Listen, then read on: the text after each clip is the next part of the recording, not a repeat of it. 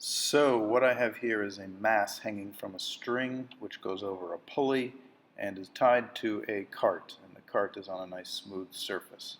And what I'm doing is I'm using a timer to measure how much time it takes for that cart to move 20 centimeters. I'm specifically doing this because I'm interested in changing the mass here to know what effect does a change in mass have on the acceleration of the cart. So I'm going to use this as a nice simple example of a science investigation, and I want to talk about how you do the data collection, the data processing, and analyzing your results, as well as making evaluations about your experiment. Specifically with a focus on MYP Science criteria, and even more specifically through the physics lens. So once you've actually completed your experiment, the first thing that you should do is organize your data. You should have actually been doing this while you were collecting your data, but I just wanted to show what a nice example of an organized and precise data table should look like when it's in your lab report. So notice that there are clear headings.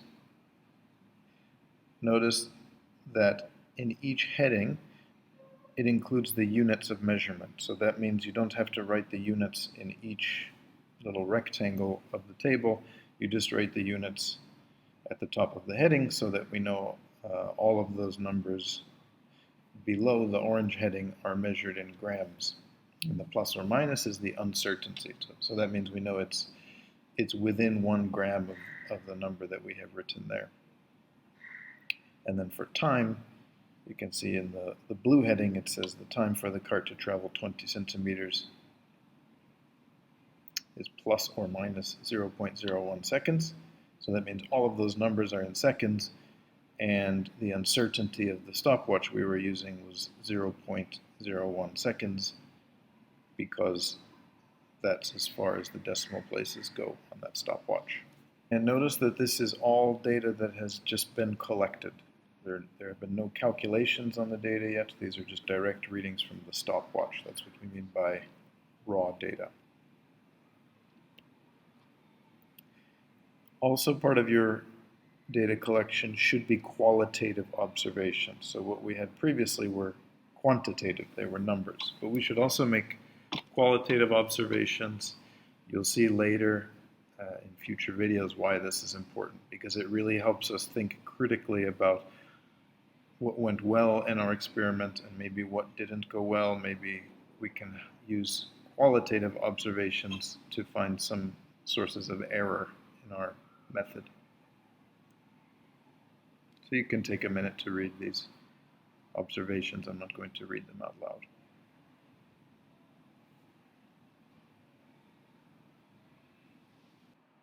One of the things you really need to do if you want to understand a scientific investigation is process the data that you've collected. Because what we want to do is we want to make sure that the data that we're looking at when we're trying to make conclusions, we want to make sure it's relevant for our research question. So my research question here is, how does mass hanging over a pulley and attached to a cart affect the cart's acceleration? Now if we go back, you'll notice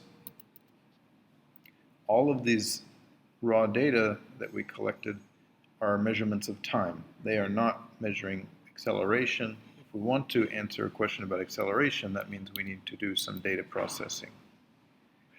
So we can use this Suvat equation here, and this is a useful one because we know the displacement, S, that's how far the cart was moving. We know that u, the initial velocity, is 0, because when we released the cart, it was not moving at the very moment we released it. The time, t, is what we measured, and a is what we're looking for.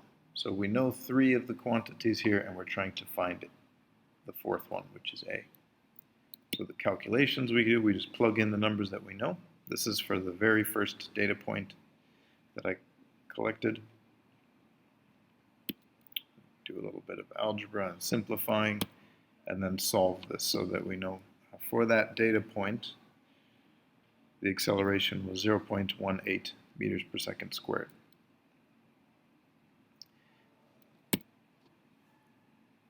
And then we can fill in what we call a processed data table here that has the accelerations for all of the different trials.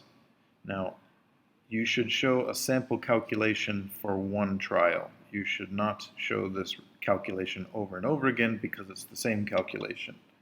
But you should show at least one sample calculation just to show where these numbers came from. Notice in this data table I also have a column for mean acceleration. Also, you might think of that as the average. So we should include sample calculations for that as well because that's a calculated value. So the mean is the sum of the data divided by the data points. So as an example, for 10 grams of hanging mass, we can add up the 4 trials and then divide by 4, and we get an average acceleration of 0.18 meters per second squared. I had to round that number, but because all of my measurements were to 2 decimal places, I'm going to be consistent with that, and I'm just going to keep my average to 2 decimal places as well. Finally, there's a column for range. The range of the data helps us understand how spread out the data points are. So range is maximum minus minimum value. So again, as a sample calculation, when we had 10 grams of hanging mass, the maximum acceleration was 0.19, the minimum was 0.18. So the difference between those is 0.01. Our range in acceleration is 0.01 when we have 10 grams hanging. You've processed the data from your investigation. Now turn it into a graph so that you can interpret it visually. Now I have a video all about how to make a graph like this using a web application called Plotly. We'll put a link to that video here. But I just wanted to point out a few things about what's important about your graph. So notice that the x-axis is the independent variable and the y-axis is the dependent variable. That should almost always be the case, unless you have a very convincing reason to do otherwise. Notice that it's a scatter plot. In physics, we typically want to find the relationship between 2 variables, and a scatter plot is the best way to show relationship between 2 variables. We don't want to connect them with a line, because a line graph suggests that we know the data values between 2 data points, but we don't. We only have 5 data points here that we're representing. We've graphed the average of the accelerations, and the line that you see is a trend line, or a line of best fit. So that line does not necessarily go through all of the data points. It's a straight line, or sometimes it could be a curve, but the goal of that is to show the overall trend in the data, averaging out the behavior of the points. So I repeat, do not connect the dots. Draw a single trend line that shows the overall trend in the data. And you notice one more thing here. We have error bars. Those are also explained in the Plotly video that I mentioned before. I will just point out those error bars are showing the range of the data. In other words, the error bars show how spread out the data is around the average. So they show the spread of the data where the average is in the middle of that spread. And the final thing I want to point out, notice there's a title above the graph. Notice that the x and y axes both have titles, and they also both have units. It's very important. If you don't have units on your graph, then your graph is meaningless.